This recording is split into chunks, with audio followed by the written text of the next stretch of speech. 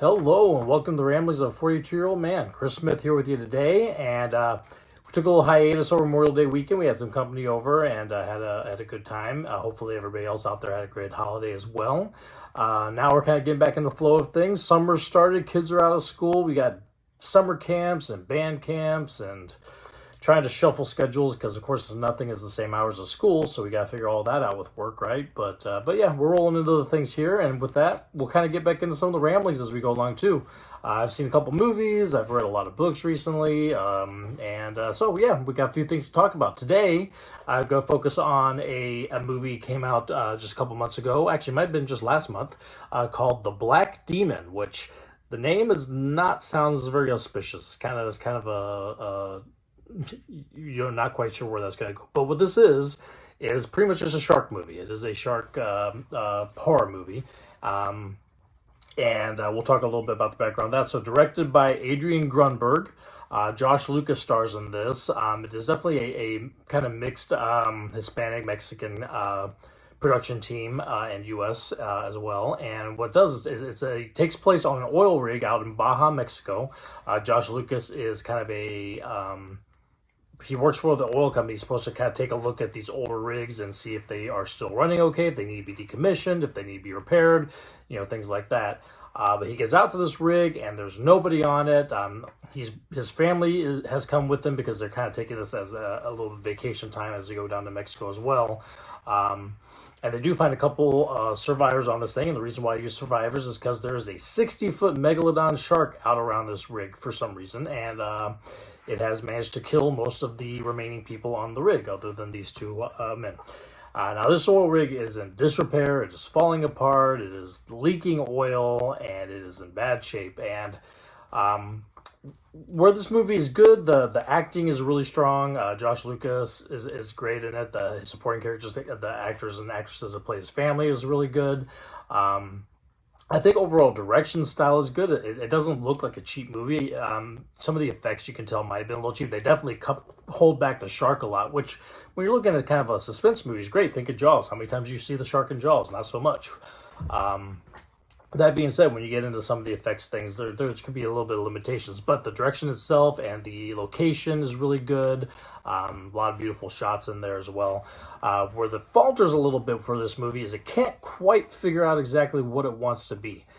Is it a monster movie? Is it a cursed movie? Is it a family drama? It's kind of all of it mashed into one, and it doesn't really focus on any one aspect quite strong enough to really get what it's going. So pretty much the megalodon is a embodiment of a curse from the area that is happening because of the destruction of the environment that's happening with this oil rig.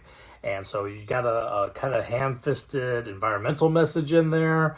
Kind of going along with a lot of drama with the family, and then the shark happens to be there a few times in the movie. Like my biggest thing going into it is I was really hoping for more shark mayhem, and really there's not a whole lot. It takes out a boat near the beginning of the movie, and then most of the rest of the time it's just a lurking presence under the rig as these human characters are kind of hashing it out, trying to find a way to get off the rig, deal with the drama, and so forth. Which is good. I mean, I'm all for kind of that Leviathan type movie where it's more about the character interactions and the horror. But when it comes to crazy shark movie, thinking like Meg from a few years ago, which Meg 2 is coming out this year. Excited about that. You're wanting to see some shark mayhem. This gets bogged down a little bit with the environmental message, kind of ham-fisted in there, which climate control and oil leaks and craziness from oil companies is a real thing. That is a problem in the world.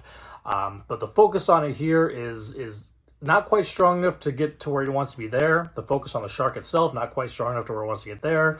The focus on the idea that this shark is some sort of embodiment of a curse because of the destruction of the climate isn't quite strong because it's split focus so much. It's hard to really find like a hard line like where its strength is because it's so kind of spread out on what exactly kind of movie it really wants to be. Again, loved watching it. The acting was great. The location was great.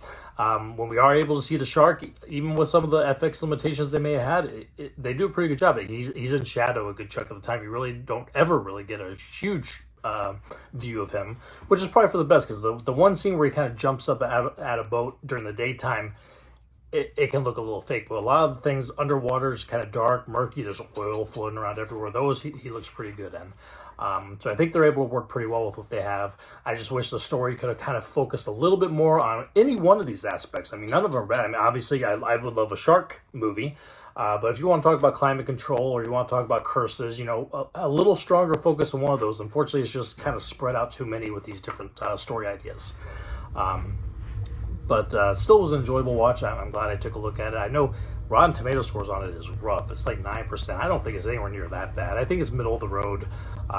If you're going in there looking for a fun shark movie, you're not going to get it. If you're going in there looking for a strong action movie, you're really not going to get it. It is really more of a character drama with shark background. And it was still fun to watch. I'm glad I did. So that's The Black Demon. Came out in theaters, really limited release about a month ago, and it is on VOD now. If anybody wants to catch it, they can catch it there.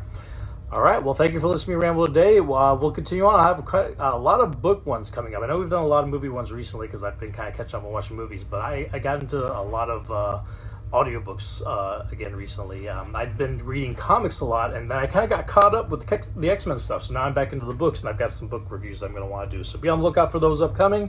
We're going to be seeing a few movies soon. Across the Spider-Verse is coming out soon. The Boogeyman I'll be wanting to go out and see. And we actually got a early sneak preview passes to see The Flash tomorrow. So we're going to go check that out. That should be a lot of fun, I think. And we'll talk about that when we are done watching that. So thank everybody for listening. Listen to me ramble, and we'll talk again soon.